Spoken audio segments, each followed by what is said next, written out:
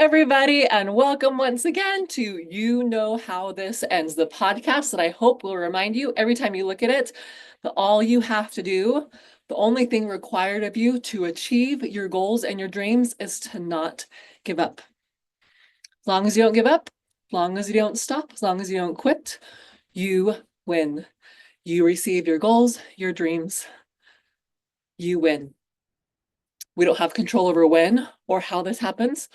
All we have control over is how that feels to us in the process, how willing we are to trust God, how your higher power, again, I speak about God. I generally refer to a them because I'm thinking of a heavenly father and a heavenly mother. Don't get hung up on my words, insert whatever works best for you there. But trust. And that's exactly what we're going to be talking about today. I realized I haven't actually done a podcast about trust, and that is such a huge part of who I am and what I do and how I think. And part of my journey is learning to trust. And it's consistently what I'm seeing in my clients and the amazing women that I get to work with is they're afraid to trust. Now, for the most part, like if you had told me years ago, like Tanisha, you don't like you need to learn to trust, I would be like, no, I'm actually a very trusting person. Like I am a glass half full kind of girl most of the time. I'm optimistic. I have Sag, Moon, and Ascendant, and a ton of Sagittarius energy. So I'm a very optimistic energy. I'm gonna silence my notifications here. And as you notice, I am on my walking pad. I spent a lot of time on my computer and I bought a walking pad at the beginning of the year and I have done at this point over 200, almost 220 miles when I would have otherwise been sitting on my butt. Now, we're gonna do a whole other podcast about this another time, but I'm a generator. Most of you listening are also generators, and generators need to move our body. A lot of the challenges, a lot of the stuckness, a lot of the frustration that we feel on the planet is because people are not moving their bodies enough in healthy ways.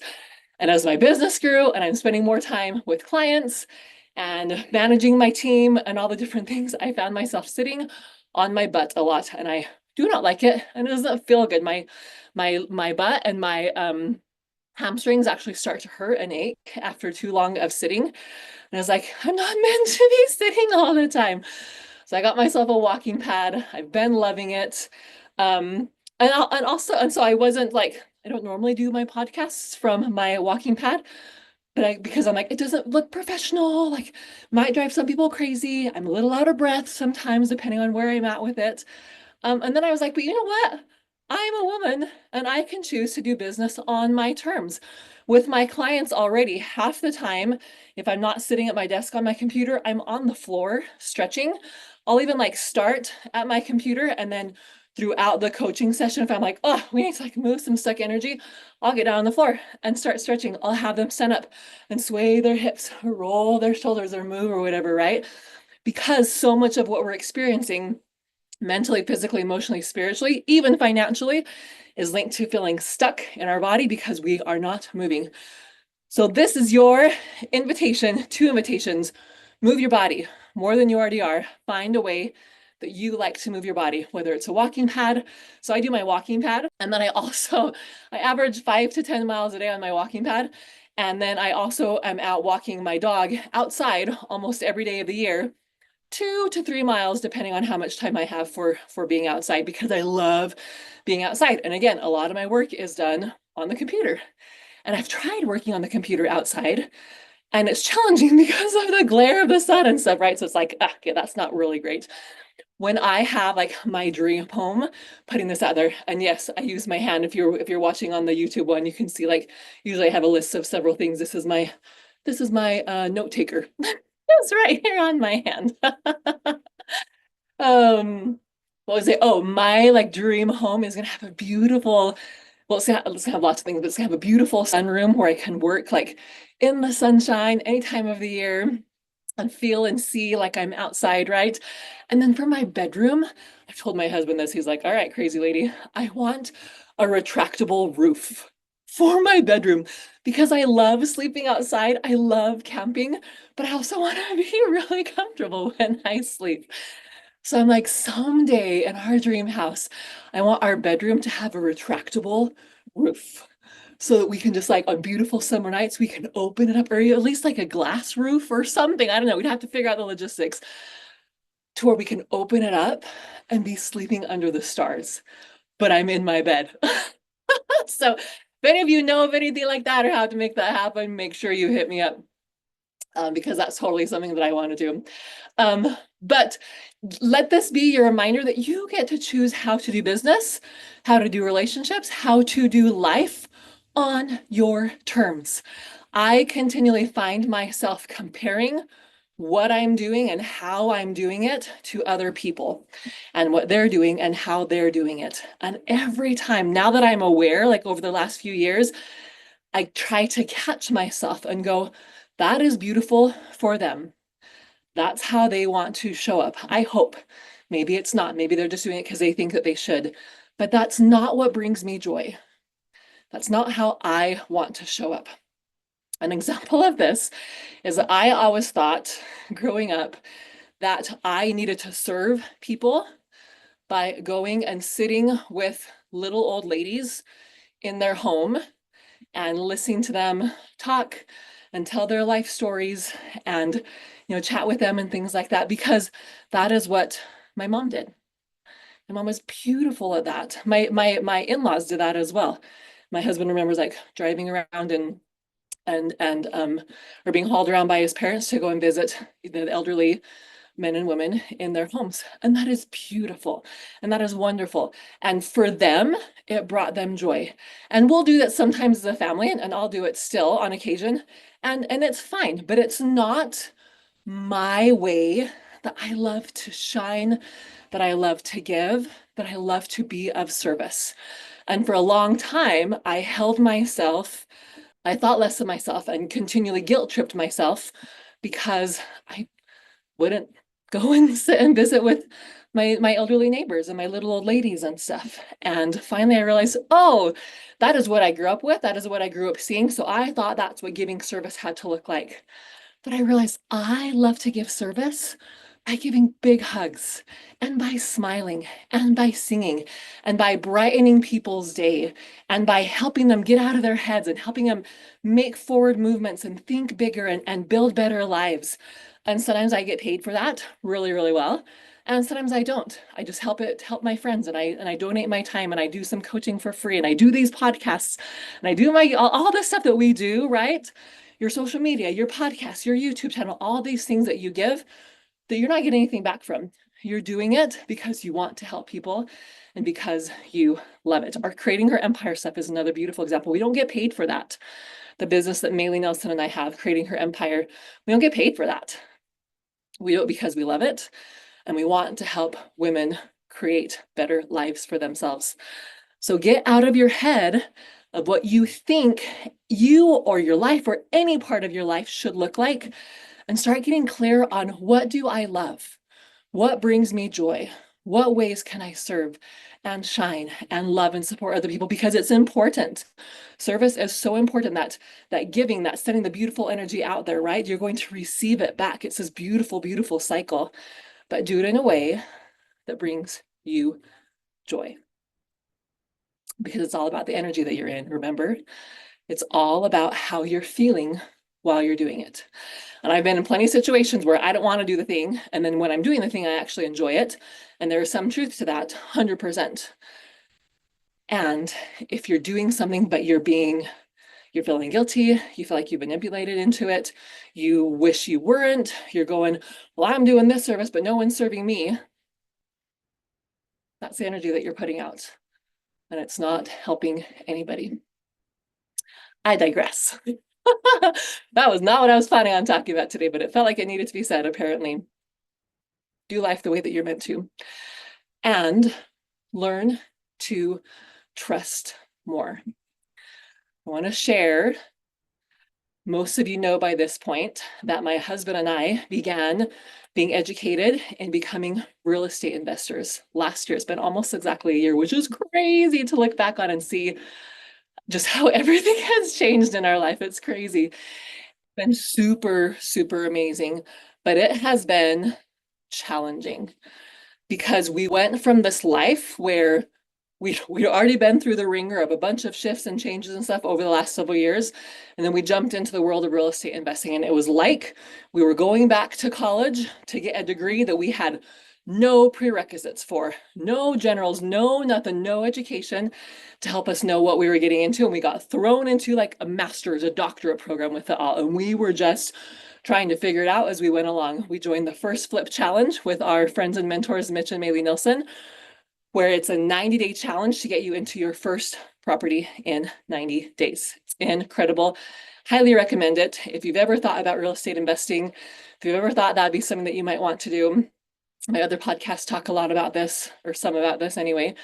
So not going to go into super details, but the part I wanted to share about trusting is that we would not be where we are today bringing in the income that we're going to be bringing in and are bringing in, and the added increased income that we will continue to bring in through real estate investing, changing our lives, our current lives, and the lives of our families and our posterity for generations to come because of these tools and resources and knowledge that we'll be passing down. A wealthy legacy is not necessarily the money that you pass down. That's a part of it, but it's about the mindset, the knowledge, the education, the relationships that you pass down. And that's what a legacy really, really is. And we're building that legacy, creating that empire for our families and for us to have here and now, and then to pass on to our families. And I was thinking back about this and thinking about some of the people who are just now joining that we've been able to help them get started in different things, and they're scared. And I have one client in particular who she has made the decision into the real estate investing. And she's like, I'm so scared. She's like, it felt really good when I made the decision. I was in the class, I was inspired, it felt good. And then now that I'm not there and I'm just like trying to figure it out, she's like, I'm so scared. And I said, you should be. I would be worried about you if you weren't. It's a huge investment. It's a completely different life that you're stepping into, that your brain has no, what's the word I'm looking for? No, I describe it as like a recipe file. Like you've opened up like your recipe, like remember the boxes and stuff, if you have one of those still, or maybe your mom did when you were growing up, and it's a box with all the little index cards in it, right? And it's like you're flipping through that box and your brain is like, investing in real estate, becoming a real estate investor, creating generational wealth. That's what I'm looking for, generational wealth. Creating generational wealth, being massively successful, being incredibly wealthy. No, we don't have any files for this. There's nobody in your family line that's done it. You haven't done it. Do not do it. You are not going to succeed. This is going to be dangerous. We don't know how to help you. We don't know how to help you with this. It's like, alert, alert, alert. Don't do it. Don't do it. Don't do it. And so that's what we feel. And that's what we receive. And that is what comes out. Your brain tries to keep you safe. And even when you are safe, I had this happen to me just a few weeks ago. I was actually sitting down with my family watching a movie. Family movie, can't even tell you what it is right now. And all of a sudden, I had this memory come up of something that had happened a few weeks ago that I did without thinking. Afterwards, I was like, oh my gosh, that was awful. I interrupted a friend on stage because I was freaking out about finding my phone and I couldn't find it. And I knew that we needed that for the rest of the program. It was our April 12th Creating Her Empire event. And Maylee had just started teaching. And I was like, I can't find my phone anywhere. It's on someone's table. It's hidden under something. I need my phone because I'm in charge of the program and everything. And I need to know what's going on. And I said, oh, Maylee, just hold on 1 second. And she was like, what? And I interrupted her. And it wasn't that big of a deal. But afterwards, I felt awful that I had interrupted someone while they're on stage. And I was like, that was awful. And I apologized to her. And she was like, I get it. Like, no worries, blah, blah. And I was like, I promise I'll never do again. And she's like, okay, totally fine, right? But I still felt so guilty and so bad that I had done that. And so 2 weeks later, I'm sitting on the couch Saturday evening, eating ice cream and watching a movie with my family. And my brain goes, remember how you did this? And remember how you shouldn't have done it? And remember how you felt and how guilty you felt and how awful you felt? Yeah. And then just like literally my body started overheating. My heart started pounding. I was like, what is happening?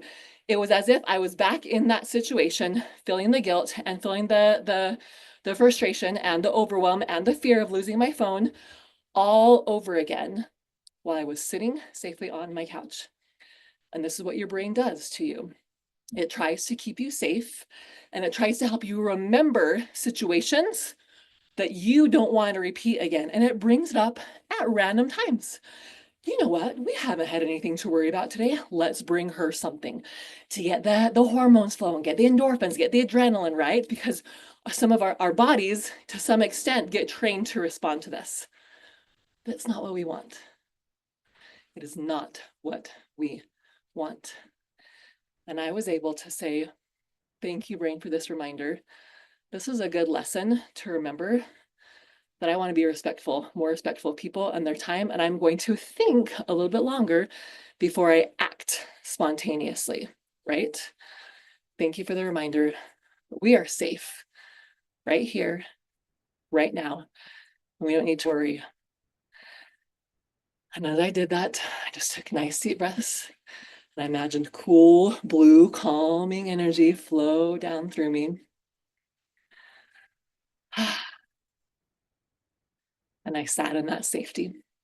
And after a bit, it left.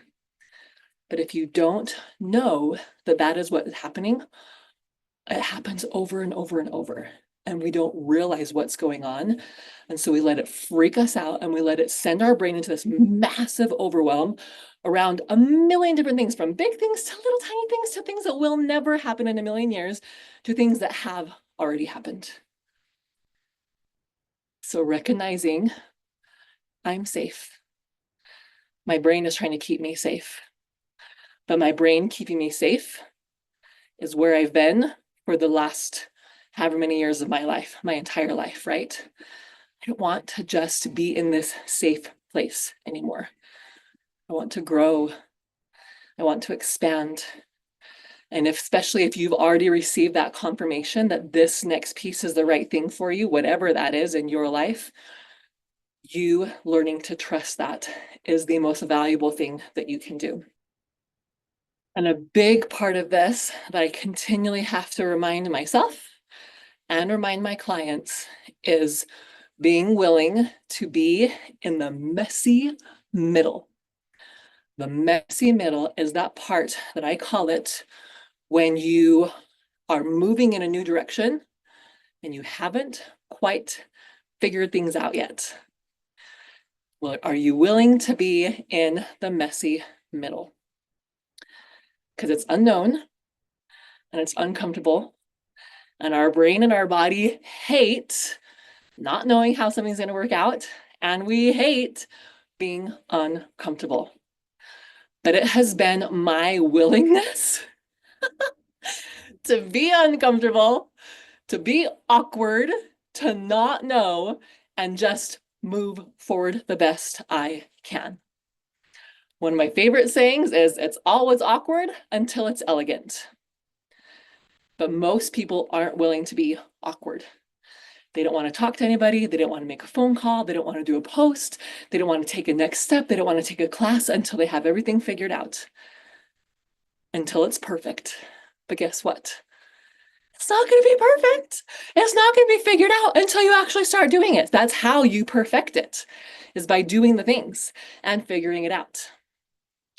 So if you will be willing to be awkward, to be uncomfortable, to step into something without knowing how it's going to go, you will be light years ahead of most of the other people in your industry, in your community, and on the planet. And it feels like, and I know from experience many, many times, it feels like you're jumping off a cliff. That step into the unknown, that step into the messy middle of not knowing and not understanding and being awkward. It feels like you're literally like, I just have to jump off this cliff and I'm pretty sure I'm gonna die. But after you step off, you're like, oh, that wasn't actually a cliff. It was just like a curb, right? Like a 6-inch, and there's the next ledge right there, 6 inches below, is just a step. But it feels like a leap of faith. Because that is what God wants. God wants you to continue to build your faith and your trust, because that is what is required for you to rise to their level. That is what is required for you to receive your goals, your dreams, your desires, everything you want is at a completely different level than you are at right now. And in order to get there, you have to be willing to trust. You have to be willing to take those steps. You have to be willing to be awkward. You have to be willing to try, to put forth effort, to move forward. So are you willing to do that? Are you willing to be awkward so that you can, in days, weeks, months, years, feel elegant?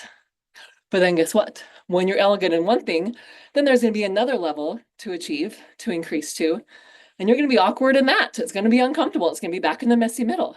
And that's where my family has been these last several months, is like very much in this messy middle of just things feeling a little bit crazy and a little bit chaotic. And like we're back, like figuring out this whole new program with the real estate stuff.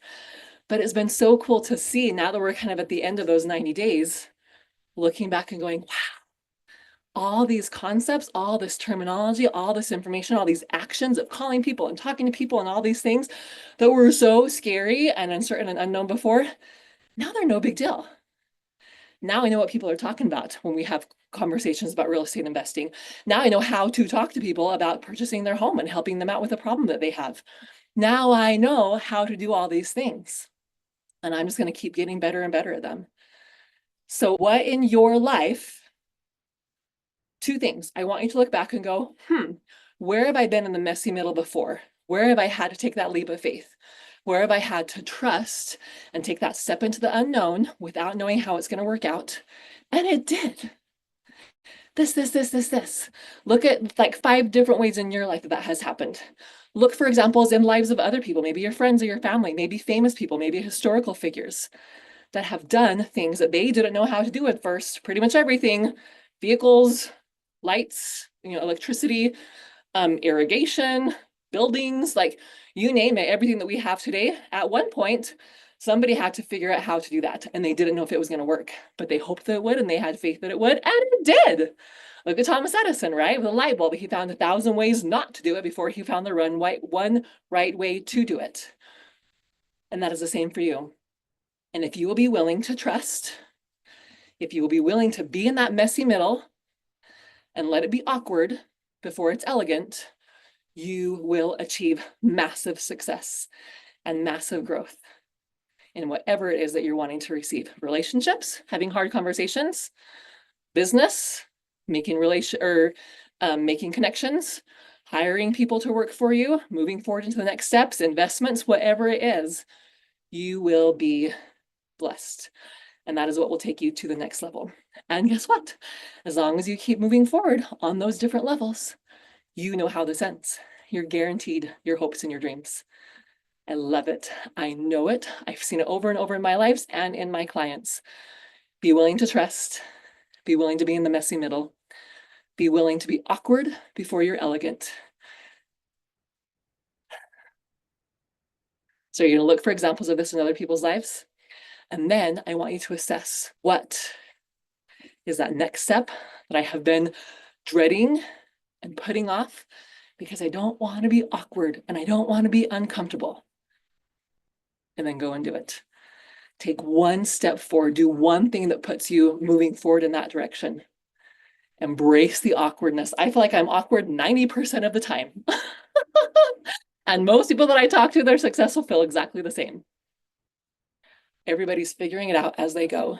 But the ones that are willing to move forward while they're figuring it out, instead of waiting until have all the pieces, they're the ones that you're out there seeing, doing all the things that you want to be doing. I love you. You've got this. God's got you. So proud of you. Thank you for being here. Thank you for listening. Go and find 5 things that other people are doing, 5 ways it's happened for you, and the one thing you're going to do next, because you know how this ends. Love you. And we'll talk to you soon. Bye-bye.